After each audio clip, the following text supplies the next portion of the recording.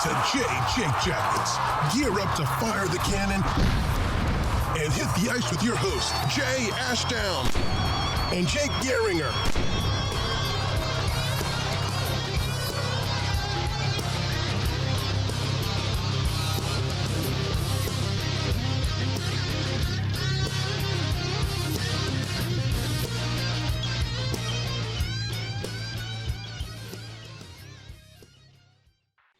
So, yeah, here we are. Another one. And this one was really, like, this week, waiting in between, like, the weekend and everything. It went from being, really strangely quiet to, okay, now here's all the RFA deals are coming in. Yeah, it was absurdly quiet for a while, and then like the Hart deal came in, and then right after that the Shesterkin deal came in, and then Samsonov deal came in. Vrana's signed today. Yeah, that's right. That's a good deal. I like that one. Like, oh my god, it was just a head explosion of like the dog days of the season. Yeah, because we really are in that like crickets section of the off season. We are 100%. So we got another getting some news like that, especially like so quick, like right on top of each other, is nice. Especially when, trying to run a podcast about the sport. Yeah, with for things sure. to talk about. Well, that's why we talk about things like what happened to you yesterday with dark mode. Yeah. That wasn't yesterday. It was a couple days ago. Whatever. But like I changed it. My life has been improved. This guy had no idea that you could change your iPhone system settings to make like your messages and your notepad and all this stuff black. Yeah. And that's how I preferred it. I prefer dark mode. I had that for like both Twitter and Snapchat and I told you about Snapchat. Yeah. Too. Like anytime I have the opportunity to make something into dark mode, I prefer it's easier on the eyes. Yes. And seeing that I wear glasses all the time, I try to do everything that will appease my poor eyes. Y'all can tell I'm not wearing mine. I'm more nearsighted, so I can see everything just fine right now. I am too, but I'm just like at a point where like I'm trying not to do anything that'll cause further damage to my eyes because I'd like to improve my eyesight. I mean, it's not maybe get LASIK one day. Maybe it's not like my prescription changes often by very much either, so that helps. Yeah. Anyway, we got two big deals. We got a couple small ones I want to get to.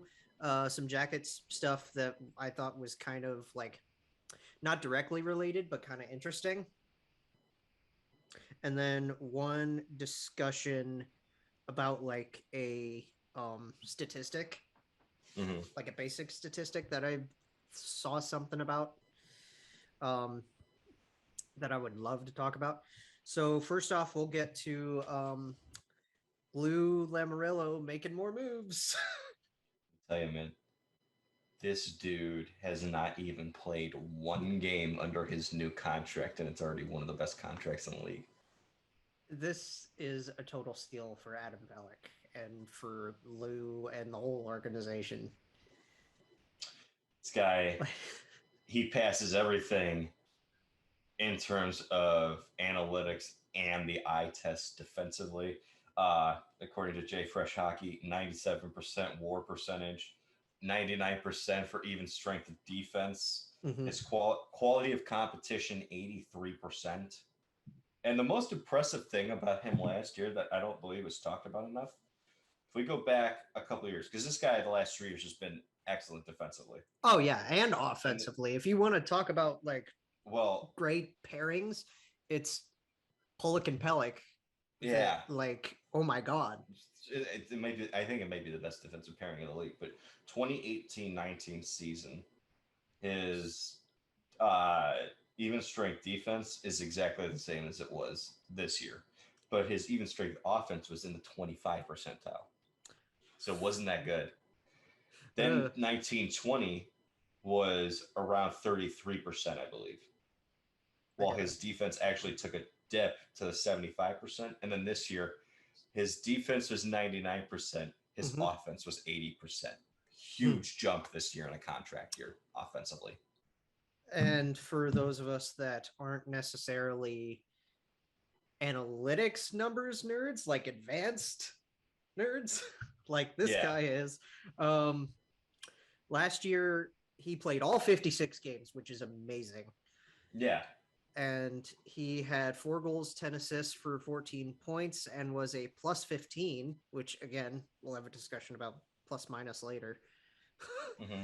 Yeah. But the plus 15 is really nice, actually. And I mean, 14 points out of 56 games for a guy like that, you take that. No, of course. All day. Because you're not buying, you're not spending this money on this guy with the hopes that he's going to bring something to you dynamic offensively. You know, you spend this money on a shutdown defenseman, and this guy's one of the best shutdown defensemen in the National Hockey League. Pelech will put up Ryan will put up the points, and Adam can shut everybody down. Yeah. And you know, Ryan's no slouch defensively either. That's why the defensive pair is amazing. You know, like Adam Pelech is as good defensively as Pelech is offensively, and Pelech is as good defensively as Pelech is offensively. Voila, we have one defenseman. Yes, but there's 2 of them, and one's a left-hand shot and one's a right-hand. It's the perfect. It's a perfect pairing. There's not a better defensive pairing you can create in the National Hockey League. Lou Lamoriello, man, it's crazy. He's insane, especially because he's been doing this for as long as he has. Yeah, he's been unbelievable with it. The fact that this guy's still doing it at his age is just unbelievable. He's 78. Yeah. He's 78. By the way, if you see my eye drift, I apologize. I have an issue with that. Little, not like lazy eye, but something different. The other big one, we talked about it, I think, a little bit last Thursday, because it was more or less rumored, but now it's official. Darnell Nurse's contract. Ken Holland, again, what are you doing, bud? Because I mean, okay, so I just mentioned a guy who has not played a single game and has one of the best contracts in the league. Let me tell you about a guy who has not played a single game on his new contract and is one of the worst in the league. This guy, I don't know what to say, because it's like, okay, so I guess the core, if we want to call it that for the Oilers, is building around Connor McDavid, Leon Draisaitl, Ryan Nugent-Hopkins, and Darnell Nurse, especially now that Ethan Bear is off in Raleigh.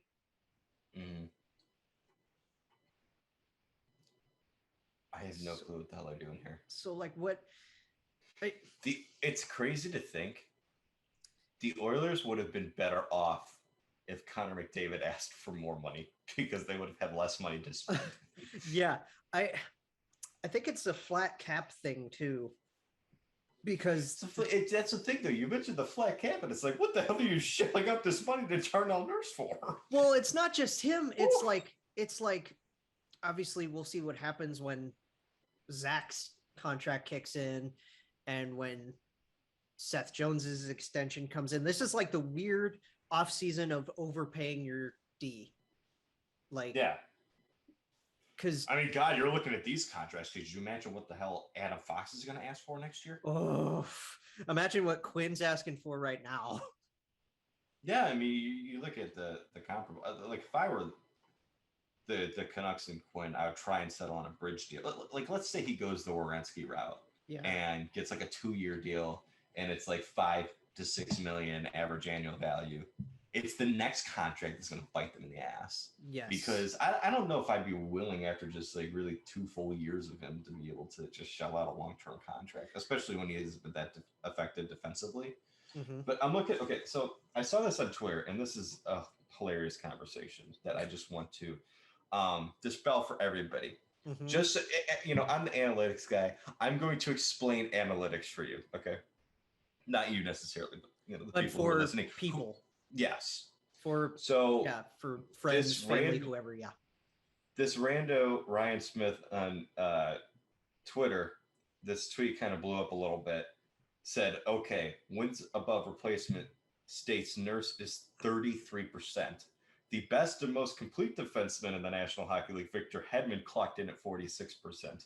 And Chris Tanev, yes, you were reading that right, Chris Tanev is 97%. Whoa! Sick metric. Let me explain this to you. Wait a minute. Okay. That's a huge jump. It is. But let me explain why. Because people insist that analytics are telling you that this player is better than this player. That's not what we're telling you. Right. What we are telling you about Chris Tanev, when you look at the 97% wins above replacement percentage, is he had a career year his first year in Calgary. And he's always been one of the better shutdown defensemen in the National Hockey League. He was great with Vancouver. His even strength defense was at 100%. And it was against 94% quality of competition. He played some against some of the toughest competition in the league. Had it like this dude playing against some of the best offensive players up in the North Division, which is a very offensive division last year. Yes. On a bad Flames team, was effective at even strength defensively on the penalty kill, had pretty good finishing numbers, was pretty decent for what he usually is offensively at 41%, because he's not an offensive guy. He had a great year. Victor Hedman, on the other hand, against worst competition, was at 25% in even strength defense. Well, the numbers are okay. Well, Victor Hedman is, yes, like you said, is like one of the more like complete defensemen in this league. He is the most complete defenseman, and typically on a regular year is the best defenseman in the National Hockey League. But you also never really notice defensive highlights from him. Because he's very good offensively. He can drive play defensively. He's very good at it. But ultimately, the point here, and what I'm trying to say, just to make sure everybody is aware, is Chris Tanev had a career year. And if you ask any Lightning fan who watched Victor Hedman, this was the worst year of his career. This was a very down year, yes. It was and there's nothing wrong with that. And a lot of this can be attributed to the fact that this dude won the Conn Smythe not that long ago. He was hurt the whole year. He was playing hurt because the Lightning didn't have Kucherov. Right. And, the Central Division wasn't exactly a cakewalk. They're trying to make the playoffs because it's only a 56-game season, and you want to guarantee that you make it. The games are more important. So he was playing hurt for most of the year. So to see these numbers from Victor Hedman really shouldn't surprise anybody. It's not to say that Chris Tanev is a better defenseman than Victor Hedman. It's just to say Victor Hedman was really down this year. Chris Tanev was really up. That's all you have to read into it. Honestly, nobody is going to legitimately look at these numbers through the spreadsheets and say, you know what, I'd rather have Chris Tanev than Victor Hedman. No, because you watch them play and you're like, no, yes, I would like the Swede. Yes. And now here's the point. Here's the other thing. Because we are talking about Darnell Nurse. Yes. Here, Darnell Nurse now. Second in goals, fourth in time on ice, second for even strength ice, first for even strength goals, fourth for even strength points, fourth for goals per 60, and fifth for plus minus. That's what Darnell Nurse was last year. Not bad at all. Yeah. Even strength offense was 97%. He's excellent. His even strength defense was 3%. He's brutal defensively. As I was taking a drink, thank you. Yes, his finishing was 100%. You're looking at this guy who's 26. Sure, he played against some tough competition, but oh my Lord. With all those stats that I just told you, this dude's wins above replacement percentage was 33%. That's what's alarming. Yeah, who was he normally paired with? Do you know? I believe it was Larson. Was it Larson? And he's gone. Well, that's the thing too, is I feel like, especially this past year, Larson picked up all of that defensive slack. He did. Larson, I think, has always had the potential of being a very good shutdown defenseman. Obviously, being a fifth overall pick, you hope for a little bit of offense to that game, and he has shown an ability to show a little bit of it, kind of at the same level that I would say for Adam Pelech, but he just needs to be a true shutdown defenseman because I think that's what his role should be. He's done that, which he was doing when he was paired with Nurse, he was excellent at it. Right. I do think, let's touch on the term real quick. So both of these guys got 8 years. They both vomits. It's a huge long-term commitment for both of these guys. So it's like, you better show what you can do. But excuse me again. I'm drinking a Coke. That's why. Pelech is signed for an average of 5 3/4. It's 5.85. 5.75 is what I saw. Oh, is it real? Yeah. So Pelech is 5.75. It's even better than I thought it was. I just thought it was 5.85 for some reason. But I must have had it wrong. Right. And obviously both of these guys are avoiding arbitration. That's the whole point of this stretch of the season, is making sure your RFAs are locked in to something so that you don't have to go through that stupid arbitration process, which it hurts both sides, if we're being honest. It does. But Nurse is making 9 1/4. Which is more than Draisaitl. Yeah, Draisaitl makes 8.5. Yes. Now, granted, Draisaitl signed that contract before he really, really broke out, but right. But still, it's the principle. Like I understand, like when people bring up like certain contracts, like the context of it, like, oh, this player's only making this much. Usually, they lack the certain context, but it's still the principle of, holy hell, why are we paying this guy more than Leon Draisaitl? Right. What? Because I mean, the two-headed monster is what it is. Are you really gonna try to that? Is it Dragon Ball? Yeah, I think it's Dragon Ball. The meme with the 3-headed dragon and like 2 of them look really serious, and then the other one looks really doofy. Yeah. It's like McDavid's on the left. Or no, McDavid's in the middle, Draisaitl's on the left, and then it's just the rest of the contract team. is on. It's just the rest of the Edmonton Oilers. It's such a shame. I want to see these guys do well. Yeah, it was ridiculous. I mean, here's the part of the rebuild that people sometimes forget. It's not just drafting well and lucking into certain situations. Like you look at the Penguins rebuild. First it was Fleury. Right. Then it was Malkin second overall. Then it was Crosby first. Then it was Stahl. But they had other solid draft picks along the way, like Letang was in the second round. Right. And then they had other solid pickups like through over the years, like trading for Chris Kunitz, Pascal Dupuis. Like Chris Kunitz and Pascal Dupuis were fantastic. I loved watching those guys. Outstanding for them. Like as a rival, Sergei Gonchar. As a rival fan, watching those guys play is fun. Like the other thing the Penguins did well with the rebuild though was they never the contracts were never ridiculous. Crosby's making 8.7, which is kind of hilarious.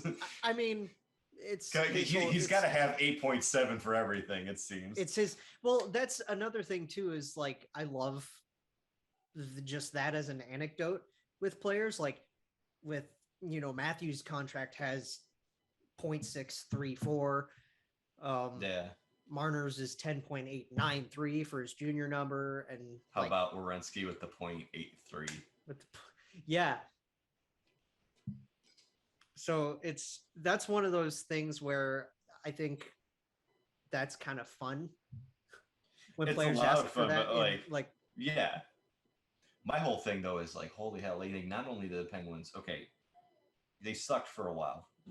But they hit on all the early draft picks they had of Fleury, Malkin, Crosby, Stahl. and then drafted some other gems over the years. But like they also managed their money 2016, 2017. Yeah, they managed their money well, and they got them good supporting cast. That's why they won 3 freaking Stanley Cups. Right. And it's like I'm looking at the Oilers, and it's like, man, how the hell do you luck into the best player from, I believe it was the 2014 NHL draft that they got, Draisaitl? Yes, third overall. He was third. Yeah, and then and then the next year you get Connor freaking McDavid, and you have those unbelievable talents. And it's like they've had some other like solid draft picks too. Kyler Yamamoto's solid. Clefbaum was good. Clefbaum was really good. Really good. And hell, I mean, it took him a while, but yet, Jesse Puljujarvi's finally coming into his own. Jesse too has been, one of those guys. Is like, and I mean, and Ken just let him rot or develop, whichever word you want to use, overseas in his home country, and he comes back. They deserve a ton of credit for how patient they were with him, and they're starting to reap the rewards of it. But then it's like, okay, like, all right, that's a solid core, man. Now, how can we make this team? Okay, let's trade Taylor Hall for Adam Larson. And then we're going to sign Milan Lucic to a hilarious contract. And we're going to get rid of Lucic, but we're going to trade him for James Neal. And I mean, James has been, he was fine for what? The first 2? He was fine for the first year because he was scoring goals again, but like he's not that player anymore at this point in his career. He's become almost more of a solid defensive bottom 6 forward than what he was earlier in his career, which was he really didn't play much defense, but he was scoring 30, 40 goals at a time. He's turned into Nick Foligno. Like, I credit to, and I mean, James we Neal love you, for Nick, making but the change, like, seriously, so he could continue playing in the National Hockey League. The problem is you can't play you can't be a successful team in the National Hockey League when James Neal is making over $5.5 million on your team, and that's why they had to buy him out. Right. And it's like they're just not spending any of their money right. Like it was terrible with Chiarelli. It's just as bad. It could get even worse with Ken Holland. I mean, yeah, because Ken's been around for as long as he has, but he also hasn't been as intelligent with his choices, let's say, than a guy as like of late, like Lou, who's also been around for just as long, if not longer. And I understand, like, Chiarelli gave a terrible contract to Lucic, and he made some bad trades. And Mikko Koskinen. But other than that, but this guy wasn't like just giving out free money the way that Ken Holland is. Not to mention Ken Holland trading 2 second-round picks for like 7 games of Andreas Athanasiou. That too, that was weird. And then he left, and then he let him walk. Like you can't like excuse any of this. Like, well, it's because terrible management for 2 generational stars. It's literally like they're trying to just plug and play on McDavid's wings, and then their failsafe is put Dry up there with him. And it's like, no, the way you want to do this is you want to spread that down the center, and Draisaitl needs to anchor his own line. Frankly, it doesn't matter which combination you do. You'd prefer for your 3 best players offensively to have them spread out between 2 lines. And if you were to make this work any which way you'd want to, you would hope that you can maybe play a top line of Yamamoto, McDavid, and Puljujarvi, and be able to put Draisaitl with Nugent Hopkins and whoever else on your second line. Well, then who do you put on the 3rd center spot then? Who do they have? And I don't want to try to like spend so much time talking about the Oilers. That's a great question. I frankly do not know, because there's been so much player movement this offseason. I have no clue. Right. I'm going to look at their roster and be like, oh my God, I forgot they got him. Yeah. It's like, I'm going to try to see myself. No. Okay, as listed centers, they have McLeod. Yeah, I like him. He's fine. Oh, they also added Hyman, and you could put him on your first line. Oh yeah, put him on the put him on either side. Oh, Derek Ryan would be your third line center. Okay. Oh, I forgot that not the weirdest thing? Calgary and Edmonton. Calgary, Edmonton, and Vancouver like to trade players, but not actually trading them. They just kind of move from team to team in the offseason the last couple of years. They also, for the third line, they got Warren Fogle. I know that guy. They did get Fogle. Giving up Ethan Bear for him, that's not a great look, but I still like Fogle, and I think he's going to be a good player for their third line. I forgot they had Kyle Turris, too. Oh, good Lord. This defense, man. Oh, my God, I want to cry. Because Oscar Klefbom's not even healthy, so your top four defensemen are Darnell Nurse, Duncan Keith, Tyson Barrie, and Cody Ceci. Oh my God, I'm gonna burst into tears and into flames. Or Bouchard, if you want to throw him to the Wolves like that, but I don't necessarily know if I want to throw him to the Wolves, but at the end of the day, I mean, you're kind of almost throwing Duncan Keith to the Wolves because he's not someone who should be playing in the top four. He's not no teeth Keith anymore. Oh my God, man! And I love dunks. Doing at Edmonton? I love dunks, but come on, guys. Yeah, there's nothing wrong with Father Time getting the best of you. It happens to literally everybody. Yeah. It's just this dude. Let's also not forget that, this guy needed to change his scenery, I think, because he wanted to be closer to family and whatnot. But this guy did not ask for the Oilers to trade that package for him, because he's going to be hated by Oilers Nation solely because they gave up a third-round pick in Caleb Jones for this dude and because of his cap hit, which those aren't necessarily his fault, Right. No. So that sucks, but I think that's enough Oilers talk. Moving on. Okay, so there's three more signings. Well, 3 signings and a tentative signing, I think, that I have on my list. All right. Let's get to the Jackets one. Andrew Peeke got his extension, 2 years, 1.575. Good deal. Is that leagueman for the 2 years? I don't know. I can't do division in my head. All I know is it's I'm pretty sure it's 2-way, right? I believe maybe. I haven't looked at I'm doing the math right now. Divided by 2. That's 787. Okay. So little above leagueman. But I mean, I like it. It's good for an Andrew Peeke deal. It's a one-way contract. Okay. One way. Okay, so that would solidify him in the top 6 somewhere. It would give him it gives him a shot in the top 6. He's going to have to earn a spot. Like we talked about, there's 4 spots that are just locked down on their defense right now, and there's 2 open spots. And frankly, this kid should have a good shot at getting one of those spots solely because he's right-handed. Oh yeah. I mean, it's him and Bean or it's Boqvist, right?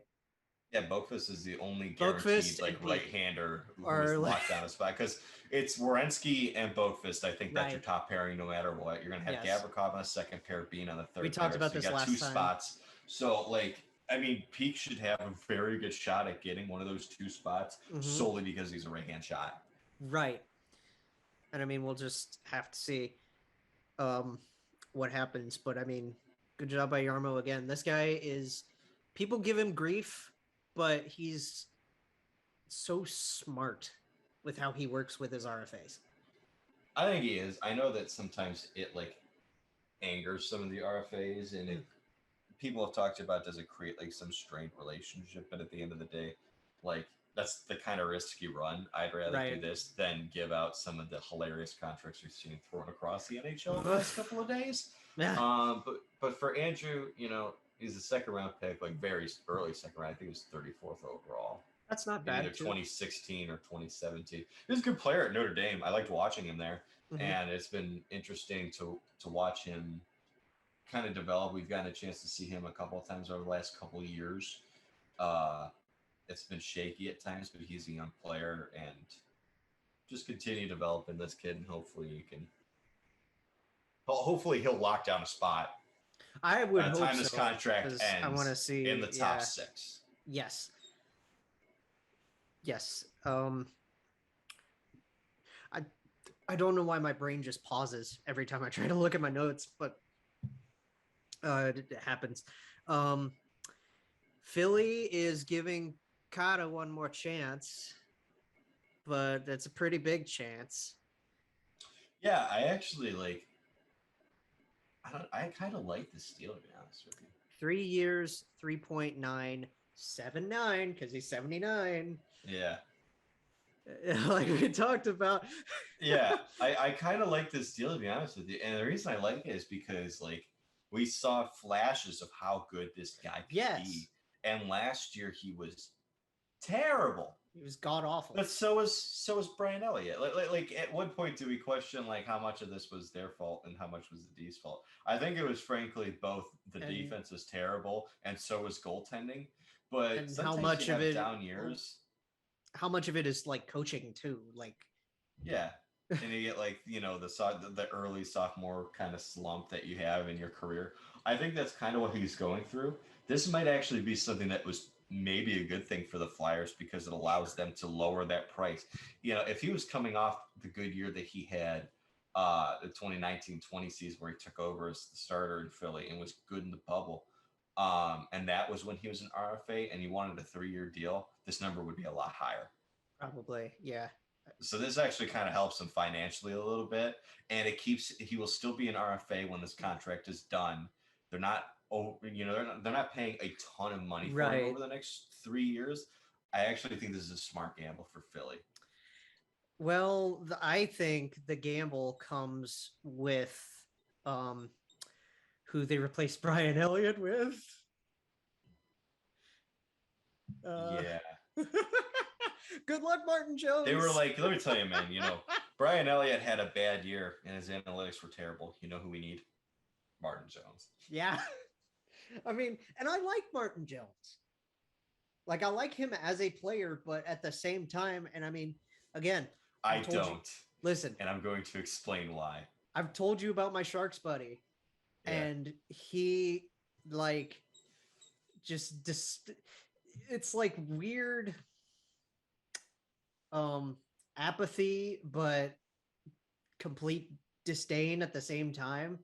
Mm-hmm. Because of how he did play over the last couple of years. Yeah. Let me explain why I don't like Martin Jones.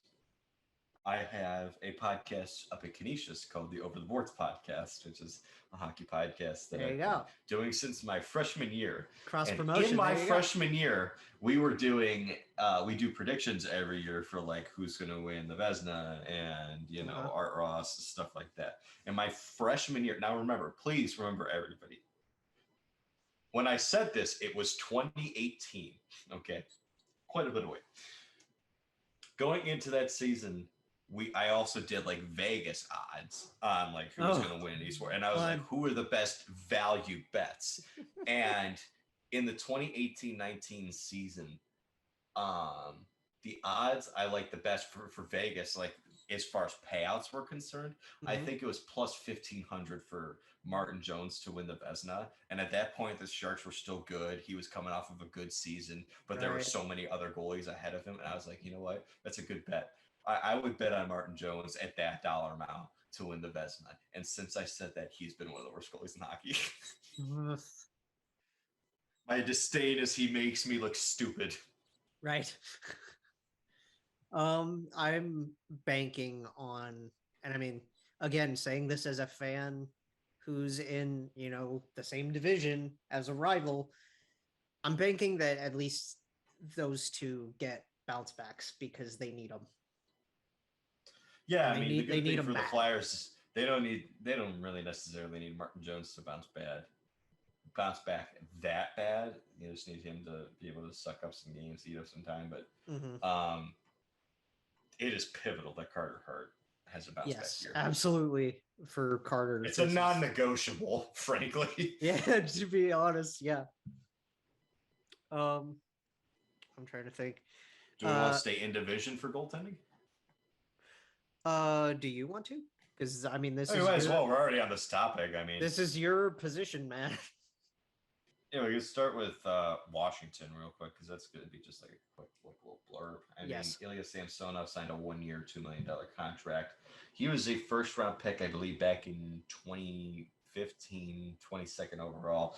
And there's been flashes of this kid being really, really good for them. There's a reason they were perfectly okay with letting Braden Holtby walk because he played so well. And then he gets barked at by the captain. Yeah.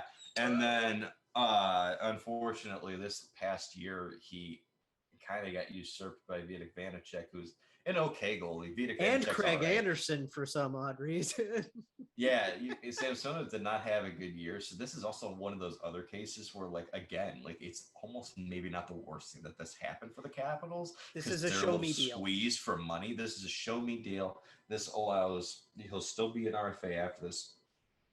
And this is an opportunity for him to try and earn back that starting role. And hopefully he could be the guy moving forward for Washington. But there's question marks and concerns around this kid because Craig Anderson's no longer there. Henrik Lundqvist, I don't know if he's ever going to play again. So sad. So the Capitals are telling you how they feel. And there's obvious nerves with the Capitals because they spent a second-round pick getting Vitek Vanacek back. Right. So he really has to prove it to him this year. How do you think they do it? Like, are they going to more evenly split it with those two, do you think? I think it's just going to, like, I don't think they have a plan of splitting. I think it's just someone take the net. Yeah, someone try to win it. Someone, yes, win this net over, win the job. Right. But yeah, this is absolutely a show me deal. And I mean, like I said, you go from flashes of brilliance after you get rid of your mentor in Braden Holtby, essentially, to getting barked at in your native language by your captain, who's like one of the best players ever. Yeah. Like, all the best. I mean, again, sticking in division, all the best for this guy. Because I mean, like as fans, I don't mean ill will towards any individual, like player, team, fan base, whatever. It's sports. Like, yeah, it's not. You don't have to get too into But speaking about the Capitals, and X-Cap got a new deal. Jakub Vrana, 3 years, 5.25. Yeah. I like this deal a lot. Really good. I mean, this guy's one of the best. He's one of the most underrated snipers, I think, in hockey. I mean, this guy really good at creating scoring chances off the rush. Great skater, great shot. And God, I mean, he was unbelievable with Detroit after the trade. And I think he found himself a home. Yeah. He was lights out for the Caps Cup run. Yeah. He's like the perfect second line wing for Detroit, like what they need right now. Yeah. Because it's not like they're not shooting for the playoffs. They just want to improve on the record. Yeah. That's what I think they're trying to do now. 100%. And Steve Yzerman is great at making these like trades that almost kind of look lateral. Like God, that trade was unbelievable, man. They traded Anthony Mantha, who it seemed like it wasn't working anymore, which is a shame. Jake Vrana and a first and a second, just so they could take on Richard Panik's contract too. In that, and then they traded Panik. Now, granted, they retained salary, but they don't really care about the salary cap right now because they're pretty low on it. Yeah, they retain some of the salary and they get rid of Panik's contract. I mean, God, that piece of work was unbelievable. It's weird because, like, he's such Steve Yzerman. Obviously, we weren't around to watch him play, but he's such a phenomenal player, and now he's. My God, like, he might be an even better GM than he was a player. You take that same IQ and put it into the business sense of the sport, and it's just like, ugh, like it blows my mind. It's not just because you're a great player doesn't mean you're going to be a great coach or GM. But like as far as GMs are concerned, some of the best GMs in the league were incredible players. Right. I mean, look at Joe Sakic, what he's doing over in Colorado. Exactly. I mean, listen, the Duchesne deal is his version of it was a masterpiece of the like Forsberg deal. Yeah. You know, like it's unbelievable. Wild. What those two guys have done. And speaking of wild, this was a circulating thing that came out yesterday. So we haven't talked a lot about Kirill Kaprizov since everything ended, really. Mm-hmm. But so there's this guy might have one of the best agents in hockey. Who's his agent? I have no idea. But this guy is obviously one of the best agents in hockey because he's like, all right, we're just going to go to Russia. And they were like, okay. Well, we'll think about a long-term deal. Well, because it's like, so Guerin's really like trying to finagle with the numbers right now.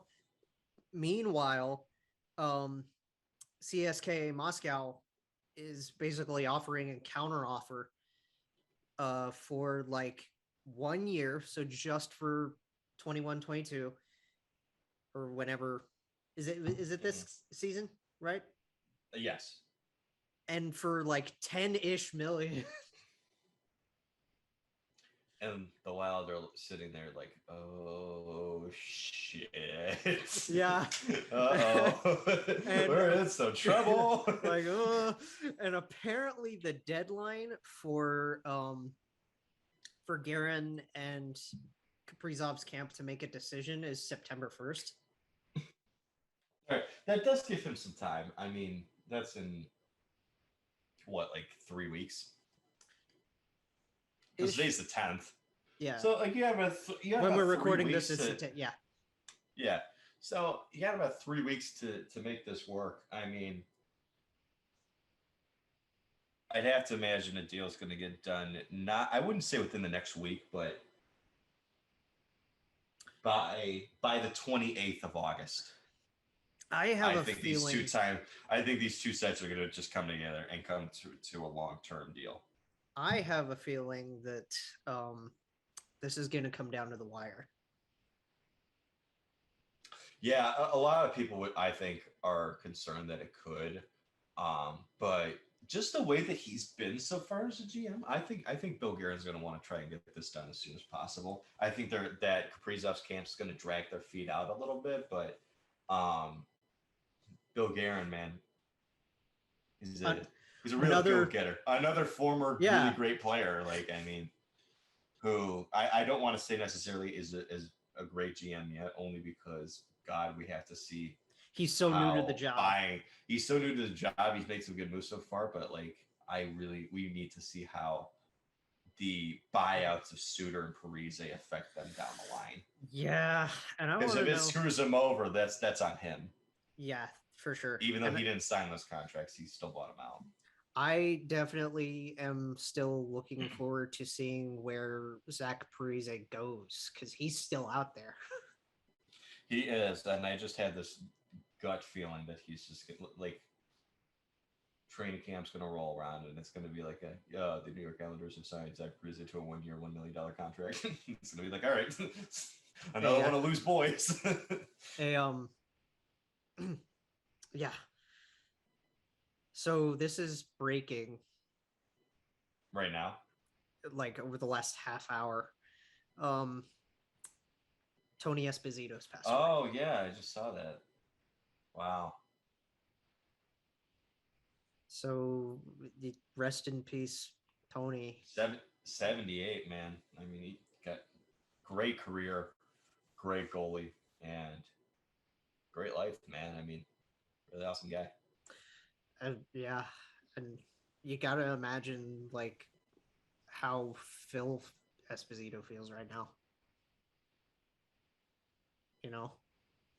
Mm-hmm. Like, yikes. Wow. That just came up on my Twitter when I was trying to open something else. Yeah. I'm trying to get in my bookmarks here. Okay. So moving on from that sad interruption. So to start this little segment, we're going to backtrack back to this past draft. We in Columbus had 3 first rounders, right? Yes. The last time that happened, where they used all of them, was 2013. Yes. Alex Wennberg, Kerby Rychel, Marco Dano. I think it was that order, right? Mm-hmm. So JFresh did this little thing the other day with mystery players, mm-hmm. with projected war percentile timelines or whatever. Mm-hmm. Mystery player number 9. Okay. Nothing on any, like, no dots anywhere except for 1 dot right in the bottom of 2015, 2016. Okay. That mystery player, and he it's says, Kerby Rychel. Yes, he said, "All right, you bastards, try to figure this one out." Like, God. Hey. God, Kerby Rychel. I had such high hopes for him. I thought he was going to be a solid middle 6 kind of guy. I had high hopes for Marco, and look at what he's doing. Yeah, God, he was so good his rookie season. He follows me on Twitter for some reason. I don't know why. He might be like he's followed me for like 7 years. He might be like Jose Batista, just one of those guys that follows everybody. He only follows like 100 people. Really? I don't know. I remember like he followed me like back in like 2014 for some reason. I like tweeted at him like maybe once. He followed me back. I was like, that's cool. I checked the other day. I was going through my files because I got rid of a bunch of people that like I don't really look at their stuff, and cut my numbers down. And I was looking and I was like, I don't follow Marco Dano, but he follows me. That's funny. I was like, that's so random, man. I mean, that's hilarious. Because remember when we here I'll show the screen. Show the camera. Oh my God. Oh yeah, he's only following 156. 156, and one of them's me. And like he also follows my mom too. Yeah, like because I think he's just a fan of the Ashdown family. Well, do you remember when we all like sort of came together as a fan base, like when the like social media wise, when like the artillery guys started popping up, and then like everybody started making all of our little fan accounts. Like Ellie had God, that was her Doobie like account. Right I had a Bob account. You had a Bob account. Yeah, that was around the time that I think it was the 2014 when we 14-15, because that was that was. I thought it was the year that we made the playoffs and lost to the Penguins in 6. When it really started popping off, and then it like just kind of continued from there. When the fifth line movement actually started being a thing. Yes, exactly. And do you remember like when they made the bracelets and everything? That was so much fun. Yeah. Did you not? If it wasn't you, it was somebody that we may have known. There was like one big Dano account, like based off of what we were all doing. Was that Danny Smith? It might have been Danny. I know that I love her. She's amazing. Great. She's incredible. She's always been like a huge Dano fan. I think he follows her too. Like, that would be cute. She's been a super fan of Marco Dano for forever, and she still has like a lot of like stuff for him like in her room. Oh yeah, hilarious. Shout out to Danny. She is fantastic, and like shout out to all of our guys. Again, 614 Hockey, Pfeffer, Jordan with the artillery, and Warren, and whoever else is there now. Kyle. Yeah. Ellie, Jason, like shout out to all of our people.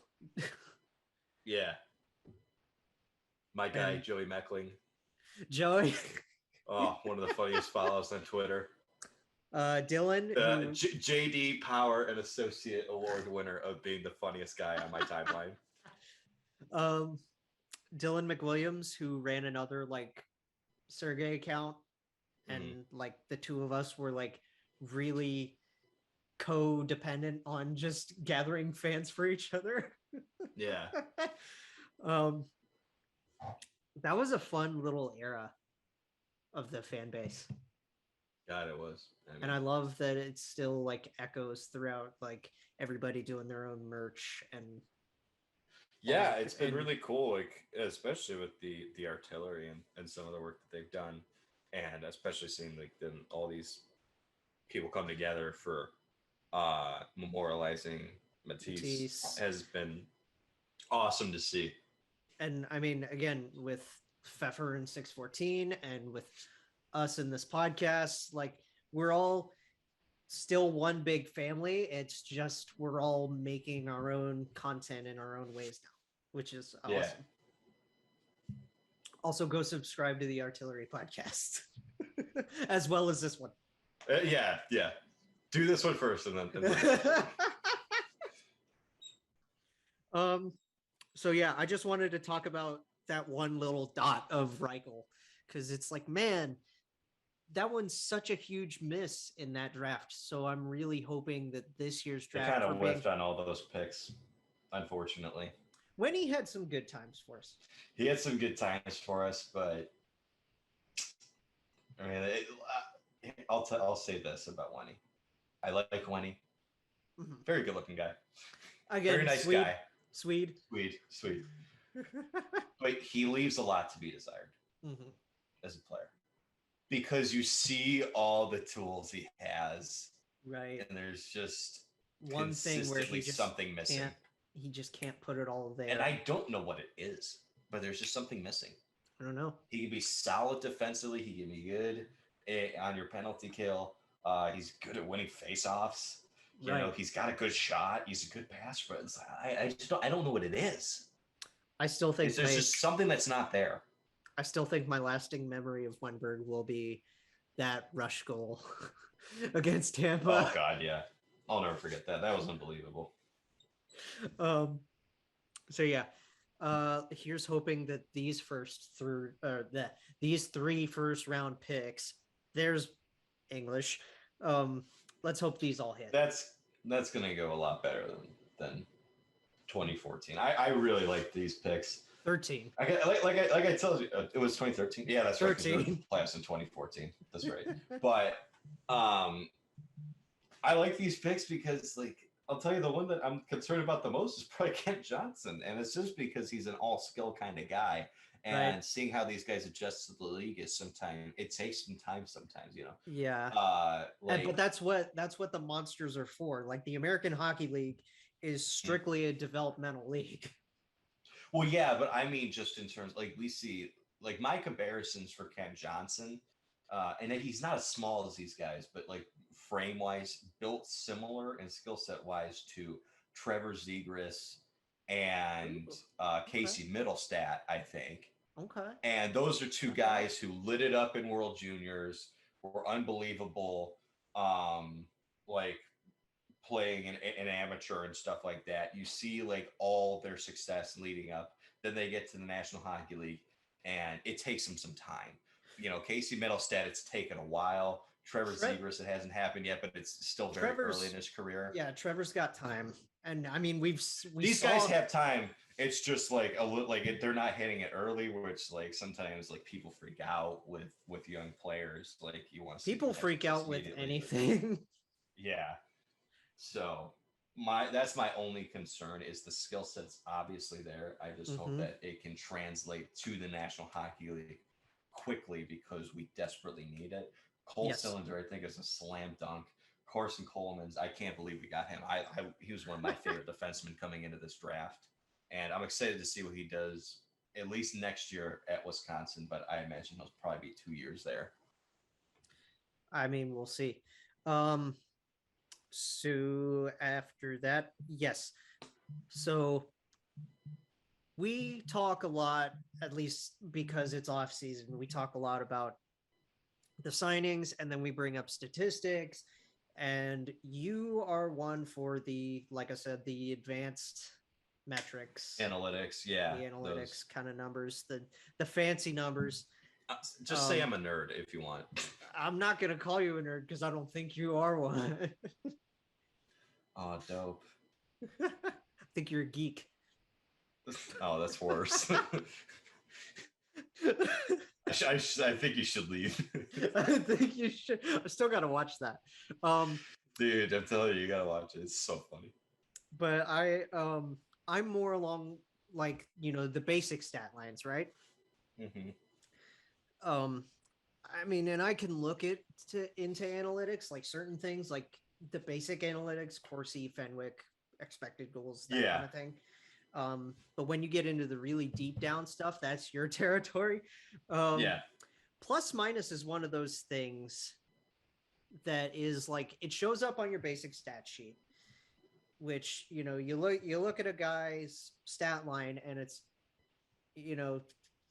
like, it's usually goals, assists, points, PIMs, which is penalties and minutes, and then time on ice, and then plus minus, right?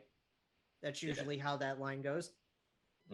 And for people that don't know, which I'm assuming is only a few of you, like at least like Kraken people and that kind of stuff, plus minus is this statistic that's like, when you're on the ice, when your team scores, you get a plus. Like, you start at 0, and then you get a plus added to your total.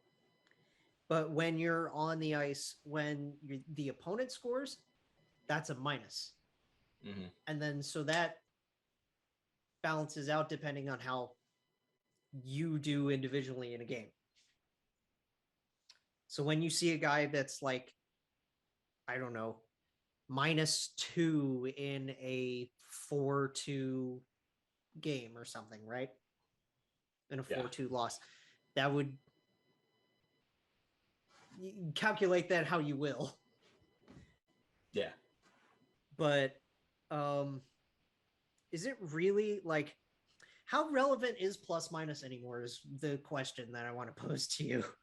It's probably the least important stat in hockey, frankly.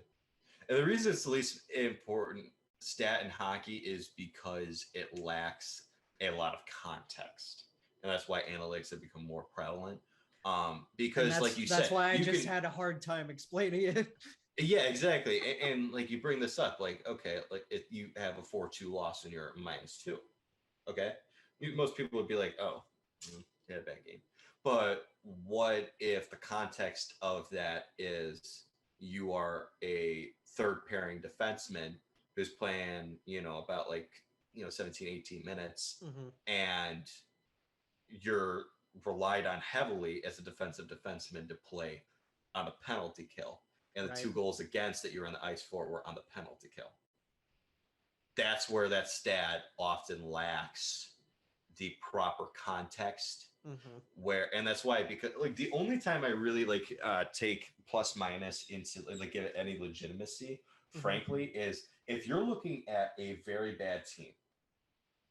And I see some and I'm looking at the plus minus, it's like, oh my, minus, like a lot for a lot of these guys. Yeah. But then I see one guy at the top who plays significant minutes and he's like a +5. I'm like, oh, there's something there.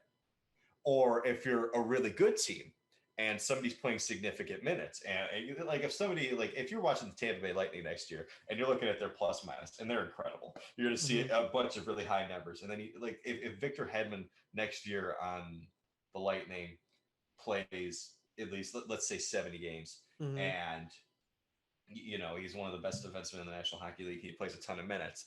If the Lightning are good and they're a playoff team and he's a -10, then there's something there to look in. That's an issue that you that's where I look into it, is when you look at the extremes on either side for teams. If you're a middle of the pack team, you're going to have guys all over the place. You can have a guy who's like +15 on your team. You can have a guy who's -15 on your team. So that it's hard to determine, because you have guys who can be a plus. You'd be a plus 15 on an average team, and you're plus 15 because you don't play any penalty kill. You're on the power play, and most of your starts for your shifts come in the offensive zone. Right. It's easier to be a plus, and that's why I think analytics are so important, because they cover those bases and tell you, they give you more context, and because there's no context surrounding it, that's why plus minuses become so relevant. Yeah. So here's a follow-up. Do you keep it as a part of the stat sheet and then just use, people are going to have to just start getting used to reading analytics in order to fill in those gaps? I would still keep it, because it is a telling, it's a more telling stat on a night-to-night basis than it is over the course of a season. Yeah. And like one of my favorite plus minus stories of all time was, I was there when Columbus beat Montreal 10-0. You've told this story and on the show. Shea Weber wasn't even that night. Right. like what? Like, that was one of my favorites, because it's just like, oh hell. Yeah. That's just unbelievable. That's one of my favorite stories. It's crazy. Just because of how he was getting deployed, and because I think he played at least 25 minutes that night, and it's unbelievable. So I would keep it, because you're still going to use it on a night-to-night basis, and if you're using it on a night-to-night basis, you'll use it for a season basis. There's no reason to get rid of it. It's just, I think for fans, it's important that we understand that it's not a completely useless stat. Let's get that out of the way. It's not like it's a garbage stat you should never look at. Right. It's just that it does lack context to it. So it's hard just reading at face value. Read at face value. Exactly. Yeah. I enjoy plus minus myself, just because, watching so much and looking at so many game sheets. Yeah. And that kind of thing. And I'm just like looking at individual players, and I'm like, oh, that was or wow, they did great that night. Or I'll look at a game. Let's just throw this scenario out there. Oilers are playing, I don't know, Ottawa, right? And Connor McDavid is like, let's say the Oilers won, like, I don't want to use 4-2 again. Let's use maybe 6-5 in overtime, right? High scoring, crazy, something fun. And he's like a -3, right? Yeah. That's a really disgusting, tough game for Connor. It is. But that also reflects on how well the Senators did, I think. Yeah. In his career, 1,197 games played. Alex Ovechkin is, for his career, a +75. Wow. Which, if you think about it, is an incredibly telling thing. Like, I love Ovi. Don't get me wrong. I'm not trying to take any kind of shots at Ovi. Who doesn't love Ovi? Let's start there. This guy, 730 career goals, yeah, 1,320 points. This is a guy who does not play on the penalty kill, who is a lethal goal scorer, is more than a point per game in his career, has played on nothing but loaded Capitals teams that make the playoffs year after year after year after year. Right. It is telling how, he just doesn't really play defense. How he's the fact that he is only a +75 in his career. It's not like this guy has been playing on the Capitals have been bad this year and they've been okay and then they've been good. No, they've been great. It's not like you dropped him into the expansion caps era where they won 8 games. Yeah, no, the first couple of years in the National Hockey League for him, the Capitals were not that great, but then well, 07, 08, they made the playoffs. And from that point on, I think they've only missed the playoffs like maybe once or twice. Right. And they've won a Stanley Cup in there. Like they've been one of the best teams in the league for quite some time. The better part of a decade. Yeah, like that is a pretty telling statistic, in my opinion, if you think about the context of this guy doesn't play on the penalty kill. Right. He only plays on the power play. He's arguably the greatest goal scorer ever. Yeah. Over a point per game in his career, has played on nothing but really, really loaded Capitals teams. And in almost 1,200 games, it's only a plus 75 is pretty telling about his defense. So I guess what we're trying to say is the conclusion is keep it, but contextualize it better. Exactly. And speaking of, I guess, I mean, that was a whole discussion with barely any context other than I just wanted to talk about it. Yeah. I think it's a fair discussion. It's a discussion that's had often in the hockey community. Like the problem is you have your stats truthers who only look at the basic stats that think it's important, and then you have your analytics nerds who think it's complete garbage and should be thrown away. I think the truth lies somewhere in the middle.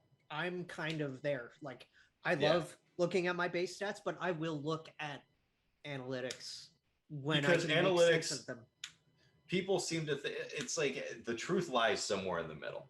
The base stats are important. Analytics are important. Analytics, like the game is played on the ice. It's not played on a spreadsheet, Right. So your analytics, like the numbers that you're looking at, like I was talking about this earlier with the Chris Tanev versus Victor Hedman thing. Like you look at those numbers, that doesn't necessarily, they don't tell the whole story. You have to put the eye test, the base stats, and analytics together and take as much context as you can to base your opinion on something. And the problem is we have people who only look at the base stats, people only look at the eye test, only look at analytics, and they just bicker at each other. And it's like, well, the smartest people in sports use all three. And that's where we call out. That's what Lou Lamoriello does. Lou Lamoriello is starting to get into analytics. Look at how the Islanders are. Majority of his career, though, he's been a base stats and eye test guy, but he's pairing it with analytics now. And look what they're freaking doing. Yeah. And this is where we call out the majority of Twitter. And look at the Lightning. And say, get your shit together. Yeah. I mean, look at the Lightning. The Lightning, base stats, eye test were a great team. They couldn't win a Stanley Cup. Couldn't get over that hump. Who are the two biggest additions that they made in 2019 that helped them win back-to-back Stanley Cups? Goodrow and Coleman, yeah. Yeah. Analytic darlings who are excellent in any role you put them in the bottom six, but can also play in the middle six. Dougie Hamilton, analytical darling, and, still one of the better D in the league. Yeah. I mean, there's no doubt about the Lightning have been amazing for quite some time. They use base stats, eye test, and then they incorporate analytics and look what they've done. It's unbelievable. The teams that use all three, shocker, able to put things together are the teams that win. Who would have thought? And I guess with that, we'll you guys tell us what you think. Yeah.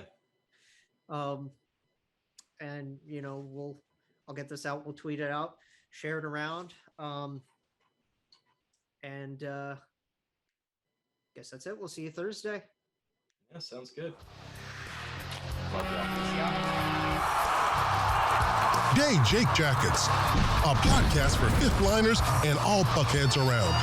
Follow the guys on Twitter at Snake Gehringer, GARRINGER, and at by J Ashdown. And subscribe on YouTube or wherever you listen. March on.